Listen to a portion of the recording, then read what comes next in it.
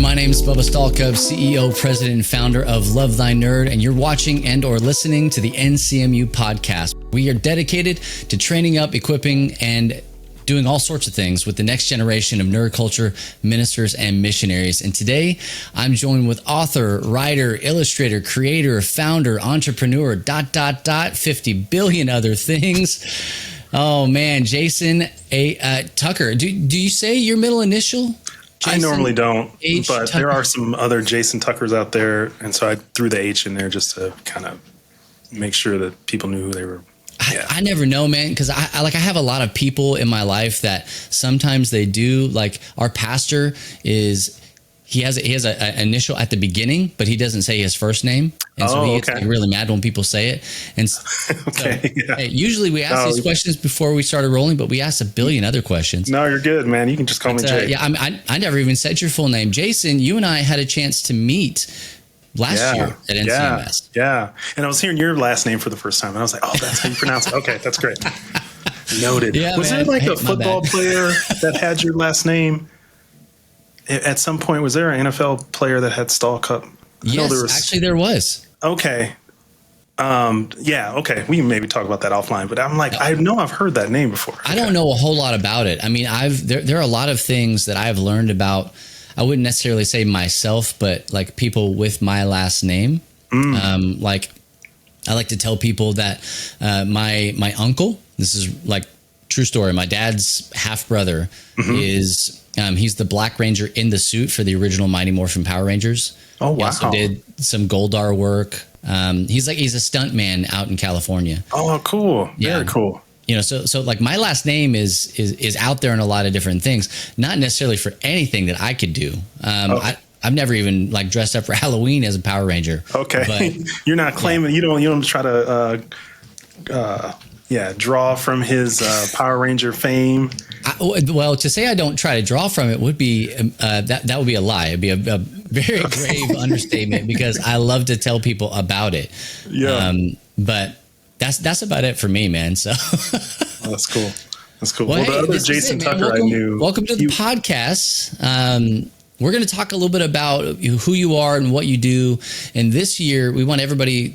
Maybe this is your first episode listening to the NCMU podcast, friends. We're getting into a creative space. Like we want to help people understand. God is calling you to something bigger. He's calling you to something special. He's calling you to something original. You don't have to do the same thing that 1,000 other people are doing. And so we want you to know that God is calling you into something. So we're talking with a bunch of creatives. I mean, a ton of creatives this season. And Jason, you fit the bill perfectly, man. Like, I mean, the stuff that you guys have going on with all the things that you're doing, you know, from like a consultant and a creative, and then also the things that you're doing with Group Lore, which we're going to talk hopefully in depth as much as we can in this podcast about. Yeah. But we just want to start, man. Like, can you help me and our listeners and our watchers? Can you help them understand a little bit about who you are and like all the little things that you have your fingers in? Yeah. So I live in Denver now, from Minneapolis originally, and had a background in architecture coming out of school. So I went to a little tech school, 2 years, associate's degree, pushed that thing way past probably its normal bounds. But did architecture for about 11 plus years, and then ended up moving into graphic design, branding, and all of that and then when I launched out, and it came out of the housing market implosion. So that was fun. That was an exciting time. I was in a new city, and it was like 4 layoffs in 5.5 years. It was like it was its own little adventure. But the nights and weekends when I was doing architecture, I was doing graphic design and just trying to work on this little comic book that I was working on, trying to do it professionally. And by the time that the housing market implosion took place, I had about 10 plus years of graphic design, nights and weekend study time. And I was ready to launch out. So I started my own design company, and we focus on storytelling design. And so that's my story, and I'm sticking to it.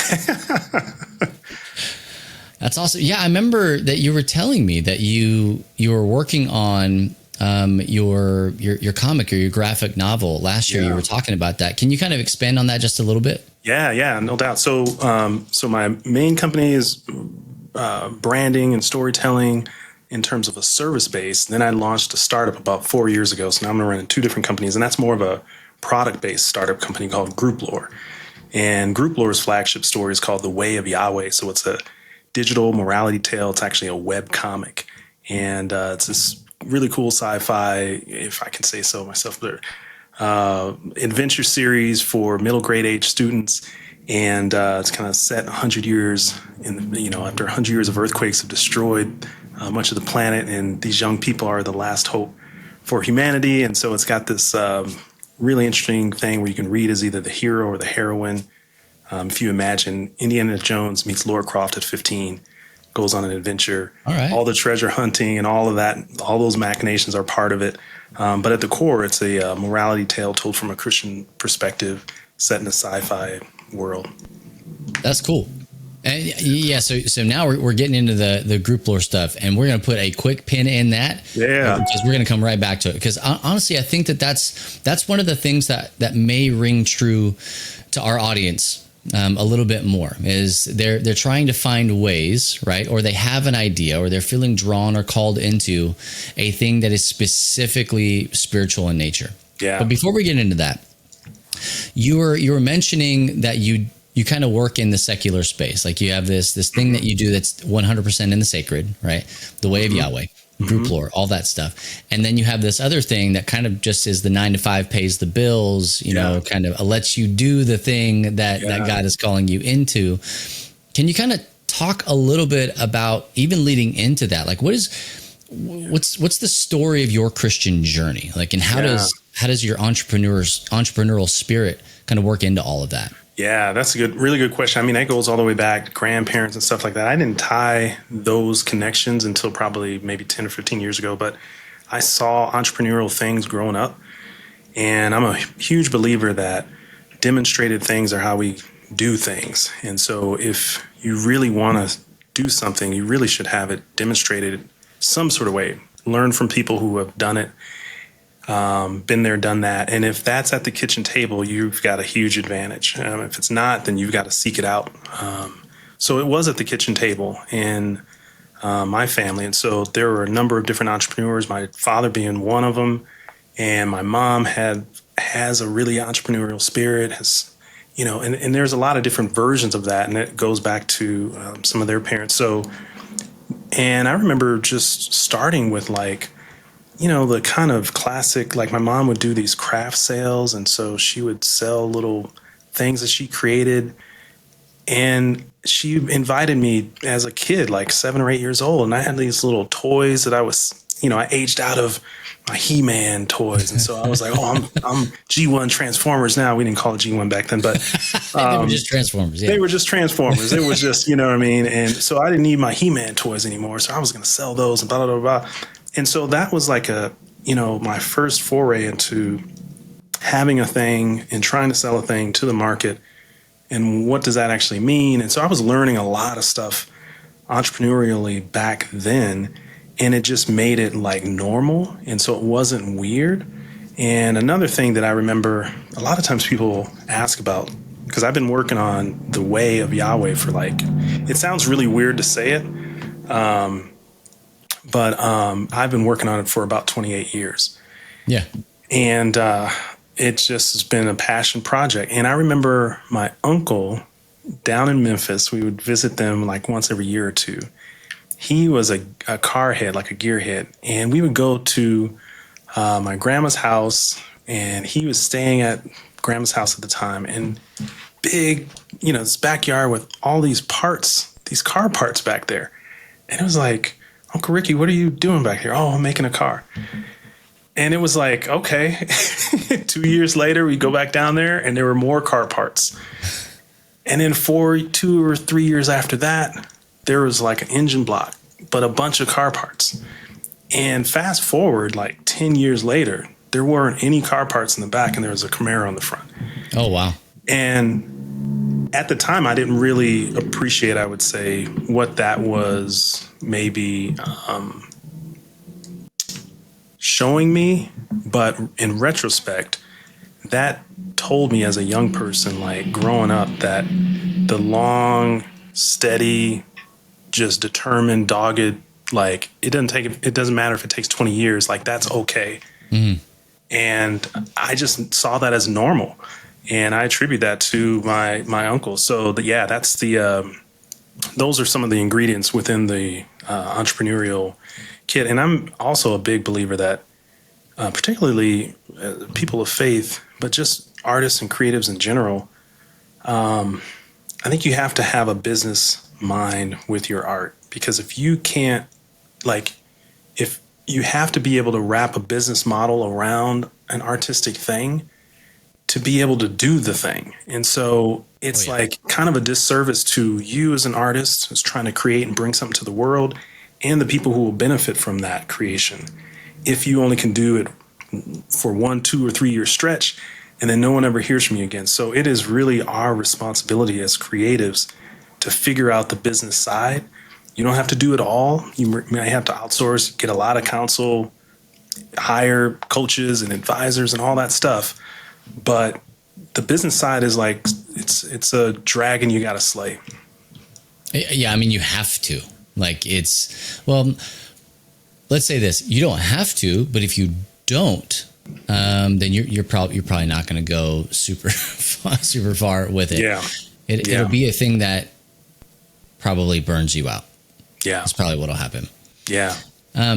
So how does faith fit into all that? So you're going out there, you're seeing your uncle, build this Camaro over the course of 10 years. Like, did you grow up in a Christian home, or what did that look like for you? Yeah, so fortunate, because a large percentage of my family are believers, and like real, like Monday through Saturday believers. It wasn't just the Sunday whatever machinations that a lot of times happens. And so I just saw that growing up, and then saw how it looked day to day, and it stopped.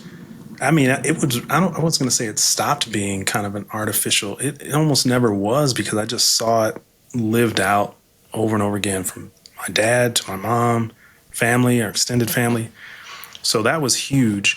And it was this integration too, because my mom really fanned the flame of the creativity, and dad was like really encouraging as well. And they made it okay to do creative things, but also hold your faith at the same time.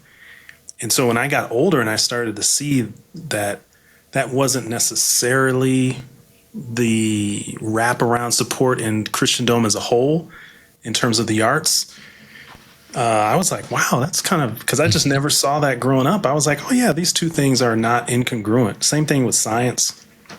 I've always been surprised, like, where is this big kind of bifurcated thing about science and discovery and trying to understand the creative world and the creative world that God made, and understanding who made it. Anyway, so those were just normal things for me growing up. And I just kind of continued to kind of work those muscles. And when you launch out and do a thing, you kind of have to. So you're flying out of the nest, and you better figure out how to flap those wings. And that's what it is. So yeah, absolutely. I wish it was easier. It's just my gosh, no. Yeah. The idea of a safety net in a true creative space is kind of a pipe dream. Yep. It's a nice thing to think about, but 9 times out of 10. We like to use the phraseology of like, hey, you're on the tip of the spear, right? Like you're out there, and you are cutting through all the things that nobody else wants to be a part of. You're at the head of the line, all those things. And so, so I want to get into this a little bit.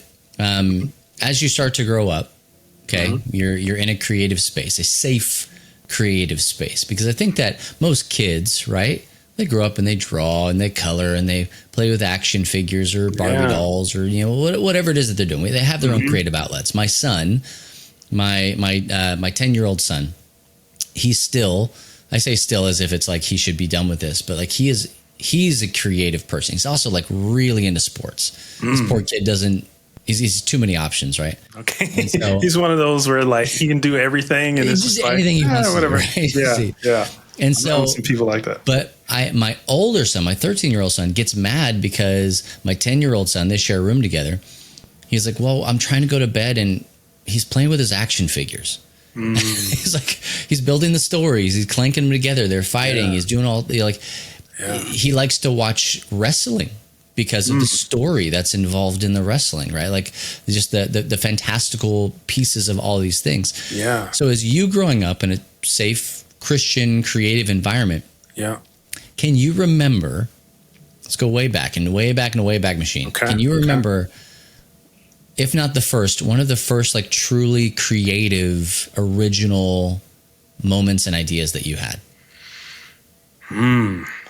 Yeah, thinking of one of the earliest ones, because I remember this wasn't the earliest ones, but I was really enamored with Voltron, and I was using stencil drawings. I was using like a stencil tool. When I found that thing, I was like, oh my gosh, you can draw a real circle. That's another thing. I still am kind of a perfectionist in terms of the craft. And so I would draw one stroke on a sheet of paper, didn't like it, crumple the whole thing up, trash, next sheet of paper. Yeah. So there was a stage at which, I don't do that anymore, but there's a stage where everything was about precision. And I was probably 6 or 7 years old. But I found that stencil and I was drawing the lions and I just did little circles and there was like little shiny effects on that. And I just was doing what I thought was in my head and I was trying to get on the page. And I do remember Mom was like, oh, wow, these are really good. And that was probably one of the earlier examples of me just, I think every kid starts off more or less with a crayon in their hand. Yeah. And then a lot of us are told by external forces, put it down. And I just never put it down. And so I think there's a lot of art that just is lost in that external pressure, unfortunately. So. Yeah, I'm not really sure. And even as a parent myself, are you a parent? Do you have kids? No. Okay. No. Well, here's a peek behind the curtain, man. They're weird. Like they do all the things you mean kids, right? Yeah. Oh, yeah. Absolutely. Yeah. Oh, and parents. Parents are also. Their parents are weird too. Okay. Yeah. The whole shoot match, but the kids will never do the thing that you want them to do, and I mean that in the most like pure way possible. They're always. It's almost like they're little human beings themselves, and so they're drawn into these things that are exciting to them. Yeah. So then, go ahead. Sorry. No. I was just going to keep talking about that. What were you going to say? Well, I was just so I do volunteer mentoring, and I've been doing that for about 15 years. So I have these little windows for like an hour or two a week into like middle grade, high school age, and some college. And so you were saying that. Basically, they don't take the path that you typically have in front of them. They're kind of like, what's this thing over here? Is that kind of... I mean, they're so curious, right? And I think what happens, to your point, is that we see a coloring sheet, metaphorical or otherwise, and we say, hey, what you're supposed to do is to paint this or to color this color inside of the lines. We give them parameters that they don't need to have. So boring. Yeah. We kind of remove the creativity from the situation, not necessarily as an overarching way to be controlling, but that's kind of how it comes across. It's like, hey, don't even think about it, just do it my way. Yeah. I was thinking about this the other day. So there's a gamified side of what we do. And I was trying to get in the head of like a 10-year-old kid and gamification and what are the things that are satisfying and interesting and fun and what are the things that kind of are boring to them. And so we're in the throes of still working that part out. But as I was thinking through that, it just was a reminder of how little they control at that age and everything that they can do that is outside of what they're told is a form of, I have a little control over here, and if you say, here's the little outline, if I go a little bit outside, that's a form of control because they don't have any. They have to do everything everybody else says. And so I think that exploration is part of that, but it's also, too, I think there's a God-given side of it where it's like God is outside of the lines. And I think there's an imaginative thing that until we're told over and over again, don't do it, I think we're a little bit closer to God's view of like seeing the possibilities of things. And it kind of reminds me when Jesus is saying, you know, it's like a little kid, like there's something about little kids that he's pointing to, and he's saying, look at that. I don't know if that's part of it, but there's definitely some aspects of some stuff we lose in the process of all the learning. I think it has to be, right? Like it absolutely has to be that. I think that the same vein that the creative edge comes from is the same one of mystery and wonder and excitement and discovery and all those things, right? You don't have anybody telling you necessarily how. Yeah. You may have somebody telling you what, but you don't have them telling you how. Yeah. And so, I mean, the same thing happens with people who come to Christ, right? Like they come out and they're like, I'm going to do all this stuff and I'm going to charge the gates of hell with a water pistol and got all these great ideas.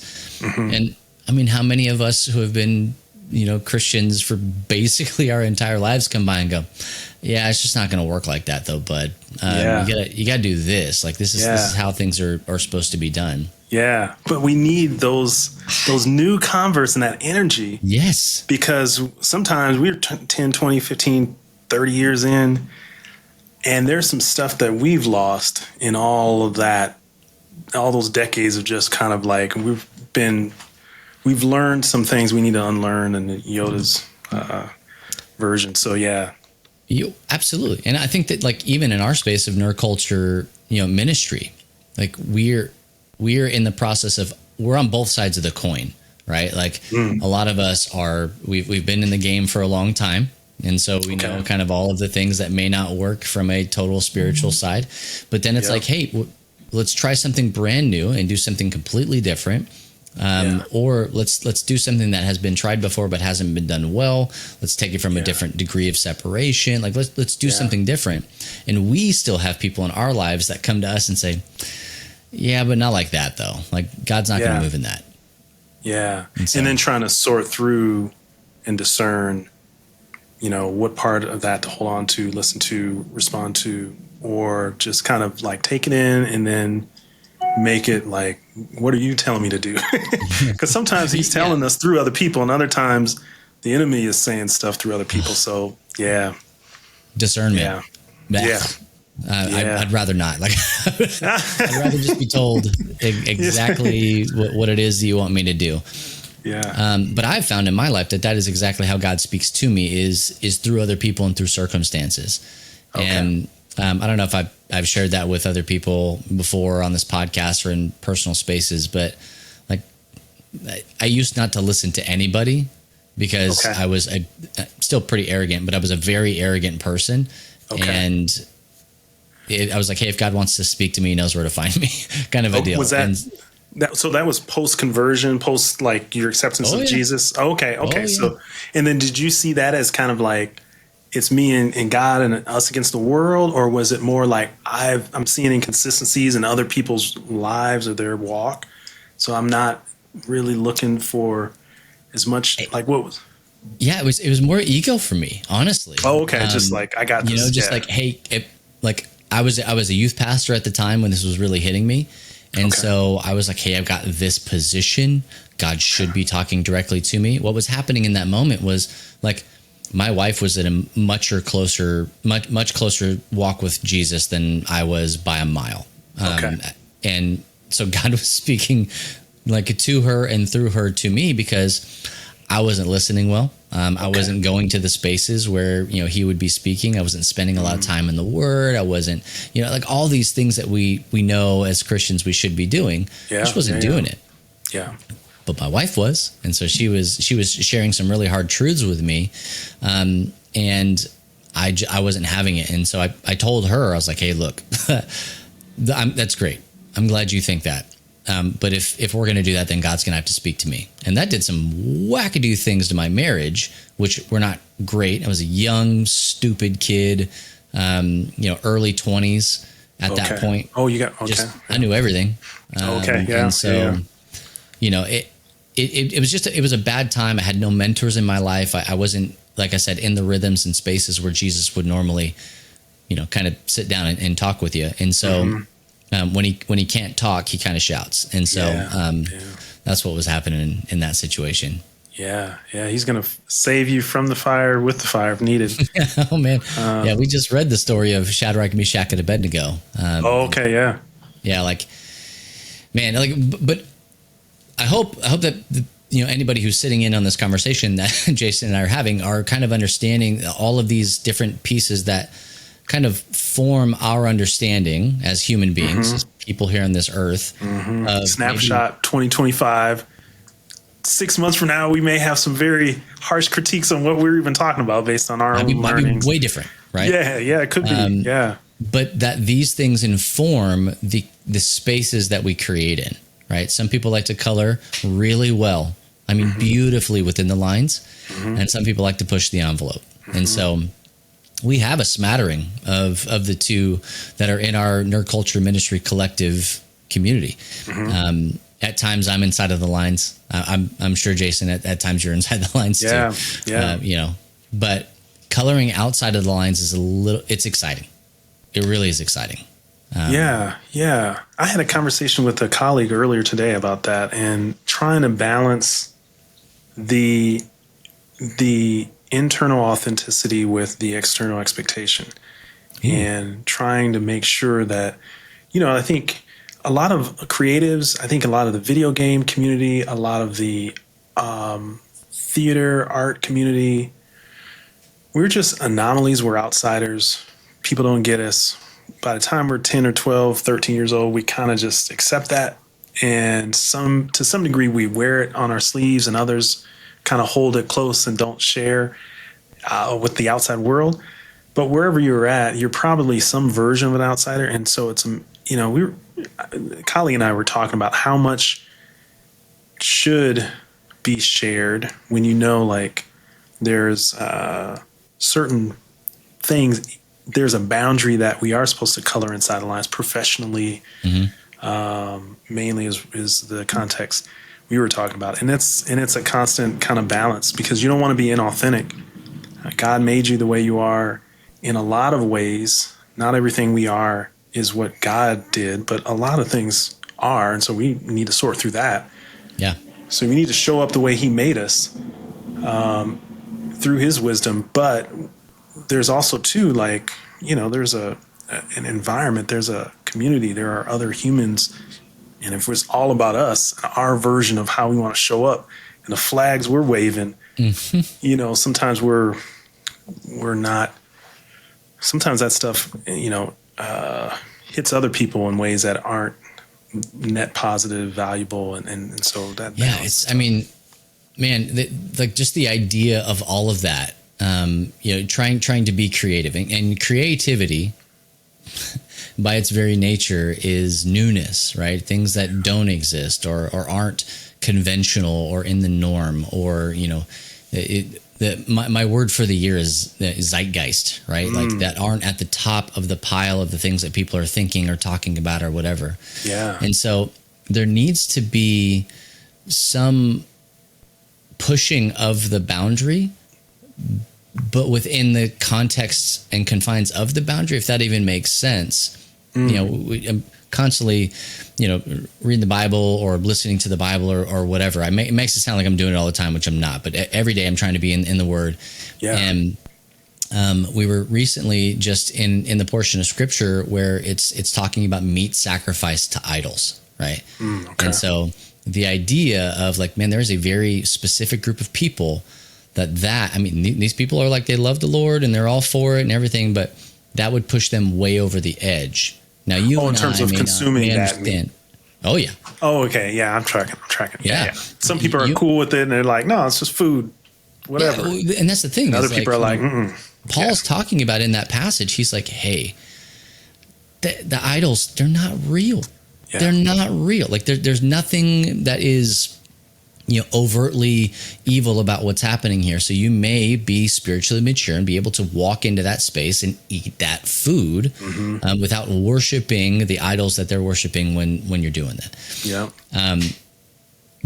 But if somebody who is weaker in the faith sees that, I think what we tend to do is we tend to be inside eating the meat sacrificed to idols, while saying, hey, you either deal with it or go somewhere else. And what the Bible says is, hey, if that thing causes your brother or sister to stumble, don't do it in front of them. Don't invite them into it. Right. Yeah. It's not a call to never do that again. It's very situational. Right. And so I think what happens a lot of times is we go into our creative spins, and maybe you deal with this a lot more than I do. Right. I'm sure of it, but you go into your creative stints maybe, and somebody goes, hey, you're coloring outside the lines again. And then you have to wrestle with, is this honoring to the Lord because it makes this person uncomfortable? Yeah. Or is it not honoring to the Lord because it makes this person uncomfortable? Like it's that tension to be managed, right? Yeah. And wrestle with. So like the writing team that I have for the way we meet asynchronously, a lot of times, and on occasion we meet and together, break story and talk about story development and where things are moving forward. And almost all of us have other creative ventures we're doing, and there's some music stuff that almost all of us have had dabbled in, and some more than others. And in the creative space, there's always this kind of conversation around how real do you get within the Christian context before you start to cross into things that are just not honoring to God. They're real, but they're not honoring God in terms of situational things and scenes, in terms of dialogue. You look at musicians, like, can you do a Christian love song? Is that even is that some sort of oxymoron? That it's those kind of things. And a lot of times within the Christian ecosystem, the most restrictive versions are worldviews are the loudest, and so you end up really looking out for a lot of very loud and demonstrative heretic watch people, and everybody's on heretic watch, and you know what I mean. And so they're watching movies. You're in the game long enough, you become a heretic. That's exactly. It's just like everybody's a heretic except that person on their YouTube channel, apparently. But but trying not to be desensitized to that too. But I think when it comes back around, I think you take it all in, but I think it's got to be like whatever God is telling you to do, and trying to discern that is really the most important thing. That's what you got to do. And sometimes it is cutting against the grain. Sometimes it is like going with the boring flow of the most loud conservative person that's critiquing you, because they may be sent by God too, to kind of tighten you up. And so ultimately, I think God is trying to understand what God's marching orders are at every given point. I remember there's, you look at the Old Testament and David and his adventures with all his mighty men and all the soldiering they were doing. And there was just this run after run after run where they were successful from the Israelite standpoint. And then there was this one time where they were like, oh yeah, here goes another area. We got this. Boom. And they just went, and then they got routed. And the lesson was, you didn't ask me. You've been asking me all these other times, and this time you just went in and just ran roughshod over these folks, and that's not what I wanted you to do at this point.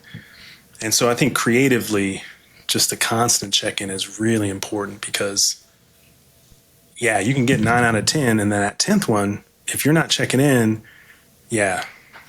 I mean, if we learned anything from Moses, like that was his deal. He got kept out of the promised land for striking that rock twice. The second time, when God said, "Speak to it," and he did the thing that worked last time. That was super, God breathed, and it's exactly what God told him to do that one time. Right. When he brought him back to that spot again, it was a different way. But he did it in the way that he thought, man, I've got the tenure. I'm the mouthpiece of the Lord, and I identify with that, right? Lately, I've been seeing myself I'm seeing more of myself in the not so good characters of Scripture. Oh, yeah. than the good character. Because it's really easy to be like, oh yeah, I'm Daniel in the lion's den. I'm these guys. I'm that. And we were like I said, we were reading Shadrach, Meshach, and Abednego the other day at Life Group, and I'm like, oh dang, kind of see myself in Nebuchadnezzar right now. And I don't like that, but that's me being like really, critical and true about how I'm experiencing the world and how these situations as I'm getting older that feed into my creative process, right? Like how many times am I moving in a direction that I think is great, that everybody else around me is going, what are you doing? Like what's the vision behind this? Where there's lack of vision, the people perish. But I think the same can be true if there's too much, like if there's like an over vision cast, When you say over vision, what do you mean by over vision? Like I can assume I know what you mean, but I don't want to do that. So in the context of this coloring page that we're talking about, it would be like coloring outside of the bounds of the page itself, right? Like God has called me to make art in this space, and I'm like, what would be better? A mural. I can do so much more than what God is actually calling me to do. And so I think, to kind of take a sports term into this, we outkick our coverage a lot of times. And this really, I'm a dreamer, I'm a vision caster. That's, I'll do all the personality profile test stuff. Like that's one of the things that comes back about me is that, man, I'm just like, I can have my head in the clouds and the future forever. For all the, And it can leave people in the dust. And so a leadership quality about myself that's not great is that. It's like, hey, how do you look and be futuristic, but also understand that like you have to live in the moment as well. And you have to take people on the journey with you. And I'm curious, so for visionary types like yourself, I think a lot of people listening, I'd probably throw my pebble in that pond as well.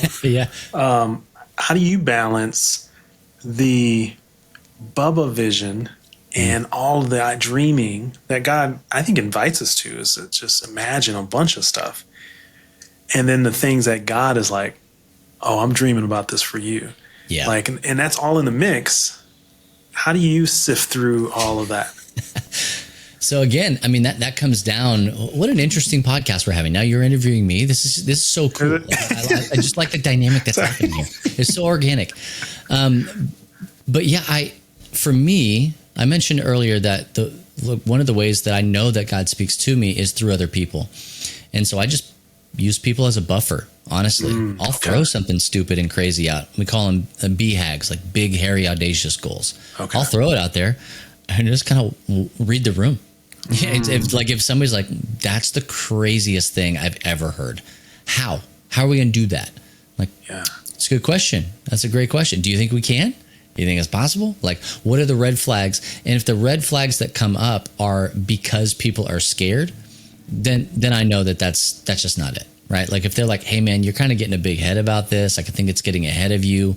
You're losing all these things behind you. If there are really good reasons other than a personal fear, because I think that we fear the things we don't understand. Totally. Then that's a good buffer.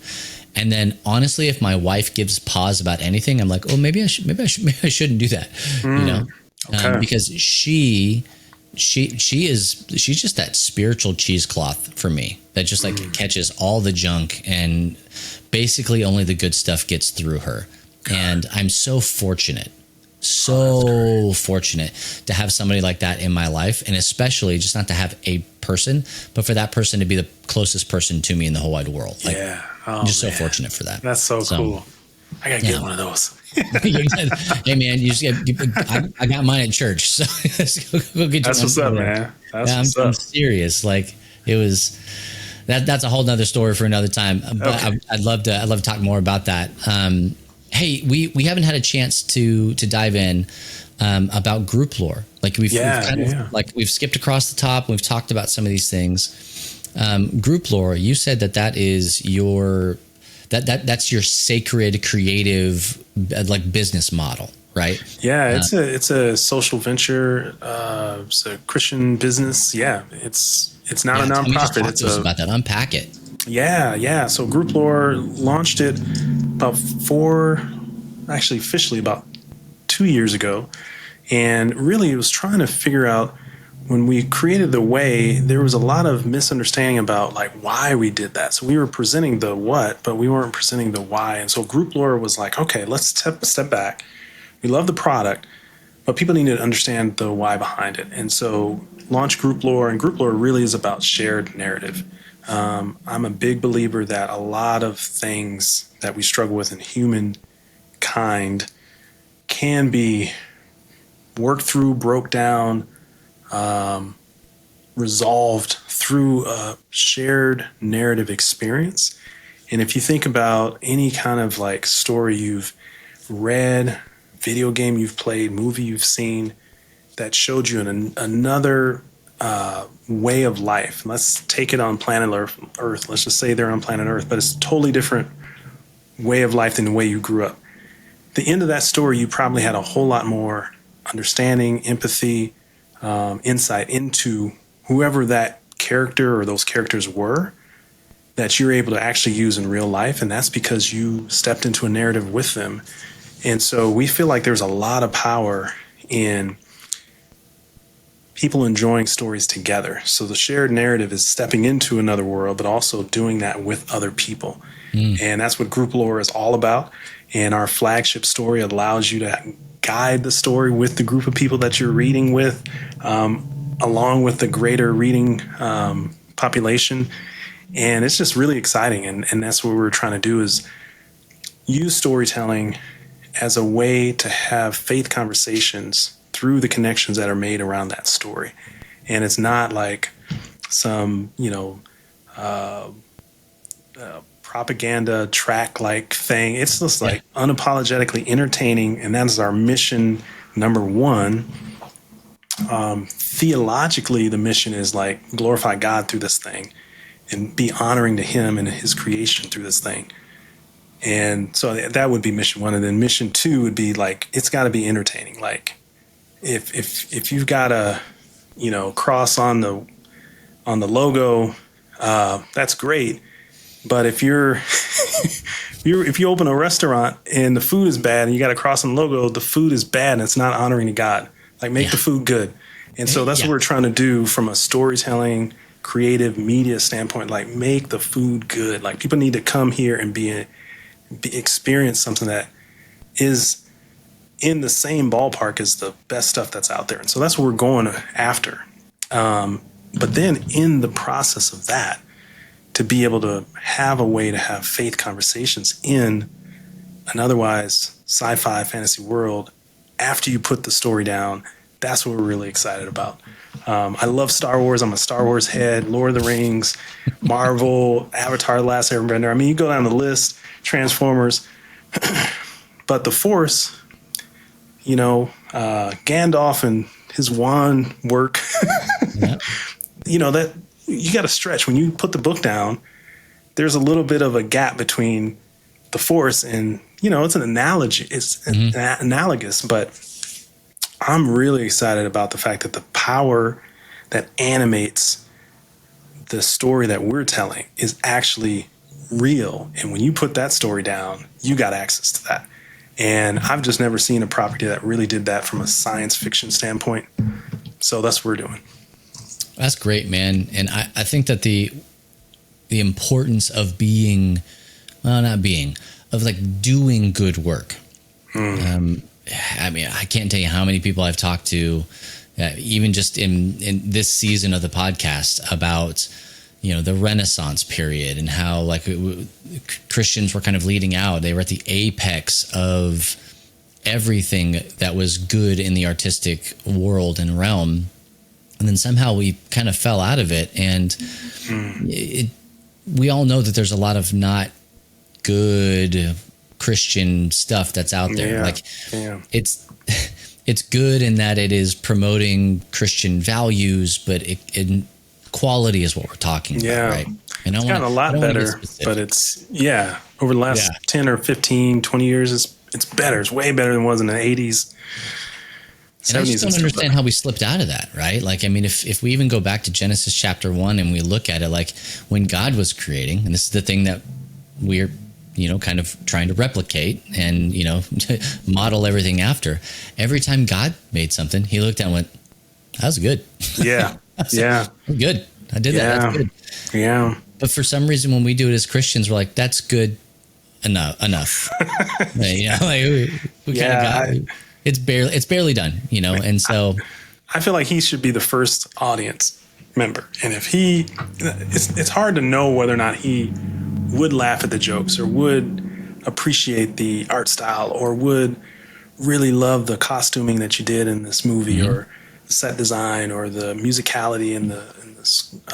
But I think that's the beauty of like the creative nature of gospel presentation. And when I say gospel presentation, I mean in the truest sense of the word, the good news of Jesus Christ and his love and saving power. Like that doesn't have to present itself as Matthew, Mark, Luke, and John every time. Right.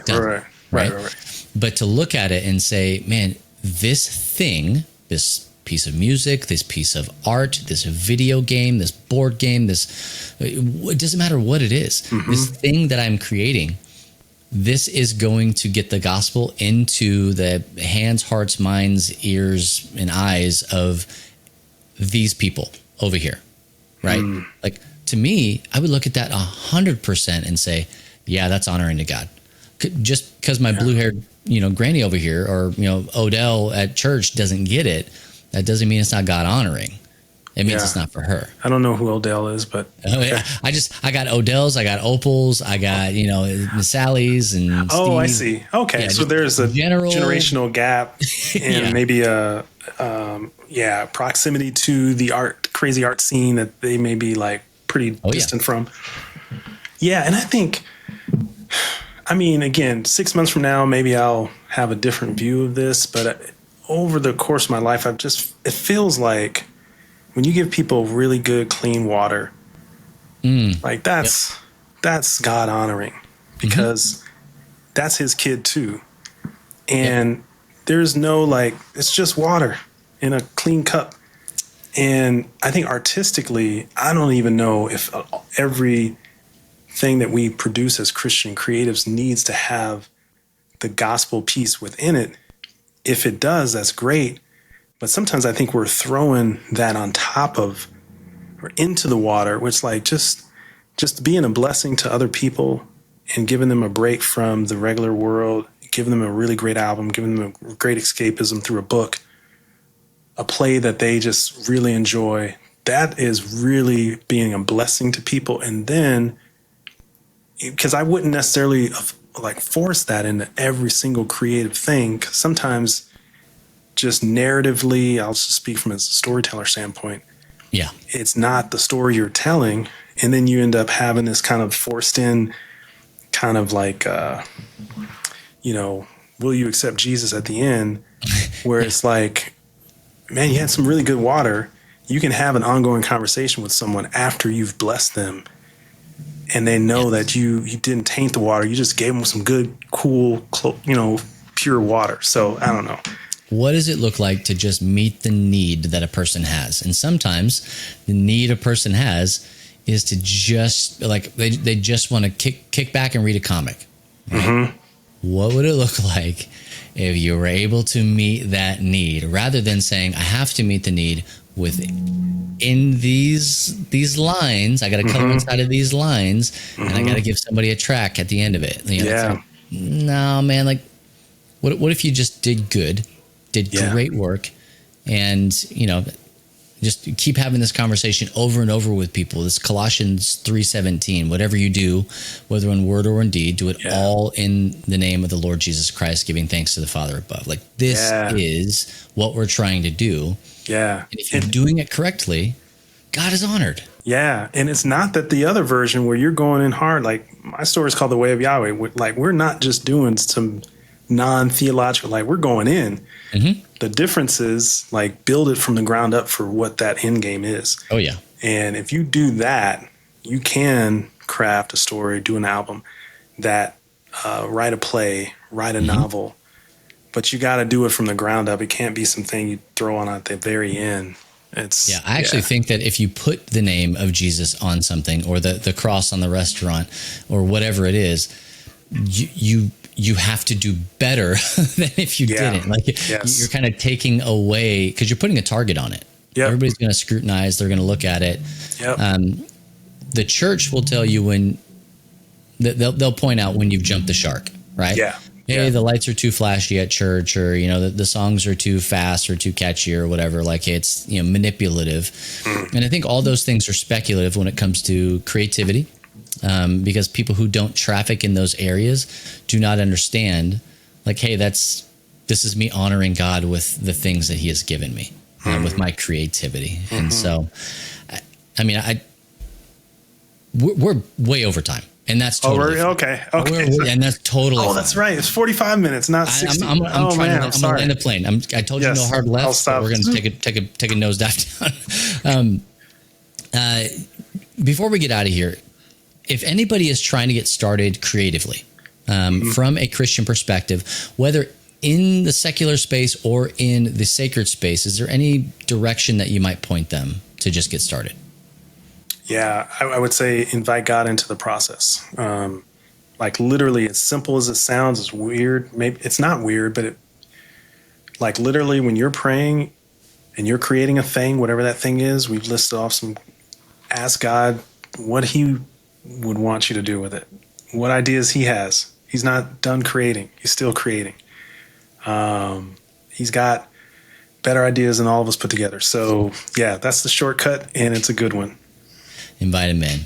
And the very last question, if you could go back in time, jump in your hot tub time machine or your DeLorean or whatever your time travel, thing of choice is, what would you go back and tell young Jason to help him? You can pick whatever age you want. What would you go back and tell him to help him prepare for the things that God was calling him into? Yeah, man, that's good. That's a really good question. I would say, I think I would say, don't do it alone. There is a window of time where I think I maybe went a couple extra years longer trying to go it alone than maybe I should have. Alone feels easier sometimes. Man. But it's not. Especially for control freaks, for Steve Jobs types. Yeah. Perfectionists. I get it. I understand. Yep. I mean, like, that's me, and God's still working on me, kind of a deal. Same. But that's one thing that we've been talking about a lot at Love Thy Nerd is, as great as anything that we have going on over here, the only way that we're going to be able to persist and to do better and to cover new ground is partnering, like doing things with other people, bringing in smarter people than me.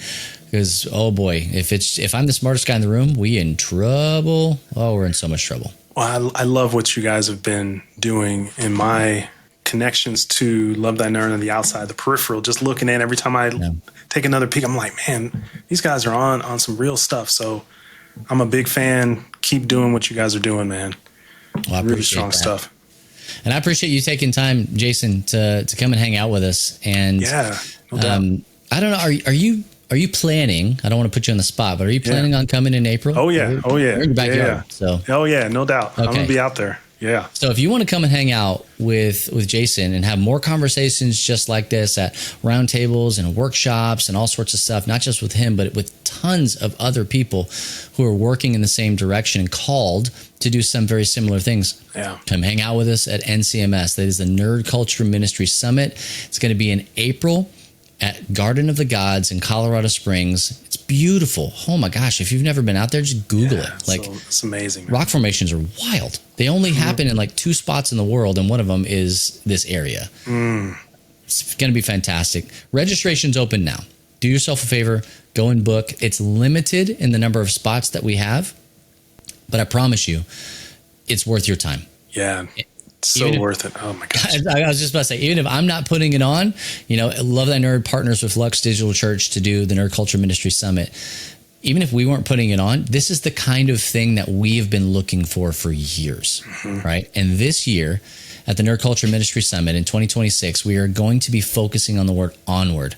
That's moving forward together and helping you take your idea, this creative thing that God is stirring up inside of you, and moving it from an idea to a thing that has legs or a jetpack or whatever you need to make it move forward. So we may not have the answers for you, but hopefully God is moving in and through the people that will be there to help you get what you need to do the thing that he is calling you to do. So you can register right now at ncmsummit.com. Again, that's ncmsummit.com. Come join us in April. Jason will be there. I'm going to be there. Just do it. Just do it. It's a good idea. And you're going to get to meet some really cool people as well. We got a lot of great speakers, great workshops. And again, it's the community building time of being together for like 2.5 days. Worth your time. Well, again, Jason, thank you, man. Like, oh my gosh, dude, this was phenomenal. I loved this conversation. Good, thank you. I would talk to you for so much more longer. Yeah. But I got to wrap it up. Yeah, we got to boom, boom, boom. Yeah, dude, we're going to catch up. Don't worry about it.